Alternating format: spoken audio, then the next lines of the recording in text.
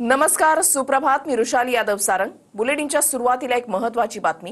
पिंपरी चिंचवडमधील वैष्णवी हगवणे मृत्यू प्रकरणासंदर्भात हगवणेचा फरार साथीदार निलेश चव्हाणला नेपाळमधून अटक झालेली आहे. पुणे पोलिसांनी निलेश चव्हाणला पुण्यामध्ये आणलेला आहे. पुण्यातील थेरगाव रुग्णालयामध्ये रात्री निलेशची वैद्यकीय तपासणी करण्यात आली आहे. निलेश चव्हाणला आज शिवाजीनगर कोर्टामध्ये हजर केले जाणार आहे. निलेश चव्हाणवर वैष्णवीच्या बाळाची हेळसांड केल्याचा आरोप आहे. आमचे प्रतिनिधी अजिंक्य आमच्या सोबत आहेत. अधिक माहिती जाणून घेणार आहोत. अजिंक्य, काल निलेश चव्हाणला नेपाळमधून अटक करण्यात आली. मध्यरात्री त्याला पुण्यात आणण्यात आलंय. त्याचं मेडिकल सुद्धा झालेलं आहे. आज त्याला कोर्टात हजर केले जाणार आहे. वृषाली, अगदी बरोबर आहे.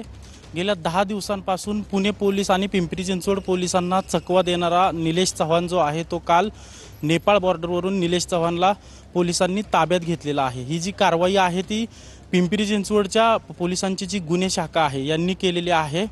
काल त्याला ताब्यात घेतल्यानंतर मध्यरात्री पुणे विमानतळावर आणलं गेलं. त्यानंतर ज्याप्रमाणे प्रत्येक गुन्हेगाराची ताब्यात घेतल्यानंतर मेडिकल तपासणी करतात, वैद्यकीय चाचणी करतात, याची देखील वैद्यकीय चाचणी केलेली आहे. आत्ता त्याचा ताबा जो आहे तो बावधन पोलिसांकडे देण्यात आलेला आहे. खरं तर निलेश चव्हाण गेल्या 10 दिवसापासून पोलिसांना चकवा देतोय. त्याच्या कार्यालयात असेल किंवा घरात असेल पोलिसांनी छापा टाकला होता.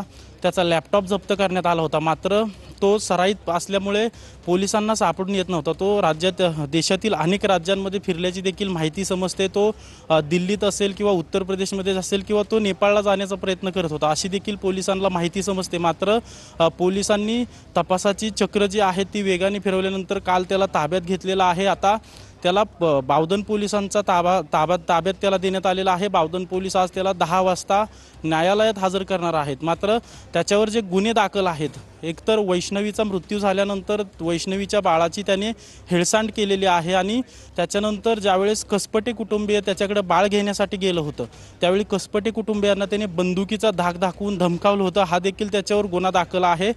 बावधन पोलीस स्टेशन जे पिंपरी चिंचवड आयुक्तालयाअंतर्गत येतं आणि वारजे माळवाडी पोलीस स्टेशन पुणे आयुक्तालयाअंतर्गत येतं, या ठिकाणी त्याच्यावर गुन्हे दाखल आहेत.